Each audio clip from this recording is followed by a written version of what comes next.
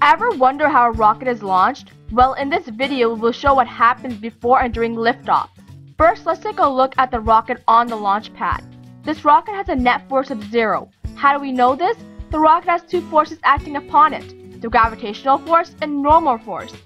As you can see from the diagram, there is a gravitational force pushing down on the rocket at a force of 9.8 meters per second square. There's a force which is counteracting the gravitational force called normal. This force is pushing upwards. Since the two forces are equal to each other, they cancel each other out, thus resulting in no net force. This means that there is a balanced force, the rocket remains at rest.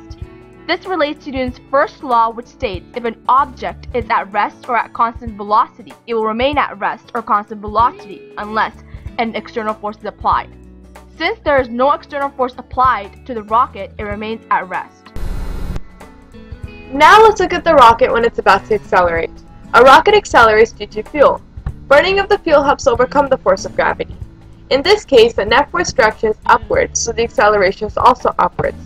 This aspect of the rocket relates to Newton's second law, which states that an object will accelerate in the direction of the net force.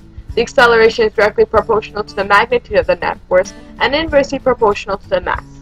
This can be represented by the equation F is equal to ma, in which net force is equal to mass times acceleration. From this visual, we can see that the rocket accelerates due to the burning of fuel, resulting in a decrease in mass. This can be represented in a free body diagram, which shows that the thrust force is greater than the gravitational force, resulting in the acceleration of the rocket.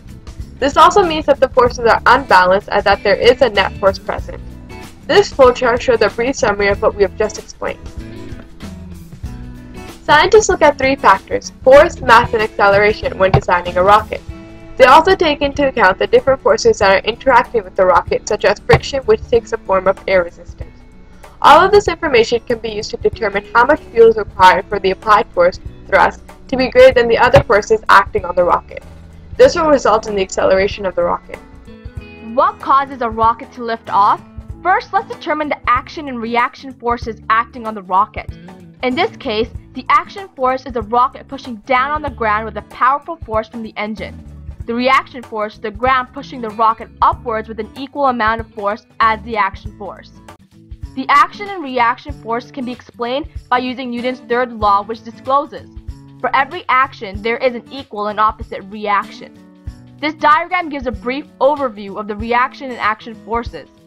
Furthermore, when a rocket burns fuel, it causes the hot gases in it to expand and accelerate downward. In response to the burning fuel, the hot gas is expanding, push up, causing the rocket to accelerate upwards. The rocket's engines build up a tremendous amount of pressure that causes the expansion of these hot gases. This tremendous pressure is called thrust. Newton's third law explains the generation of thrust by a rocket's engine.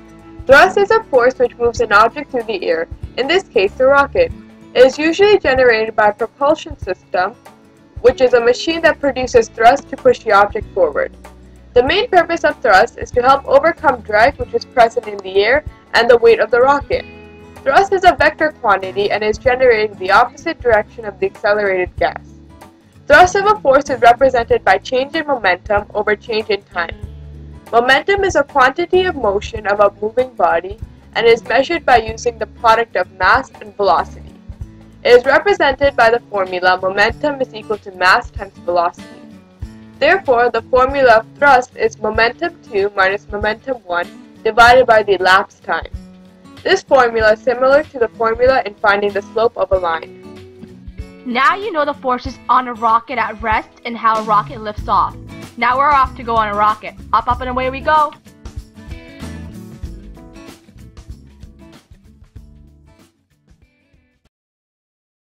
Created using Powtoon.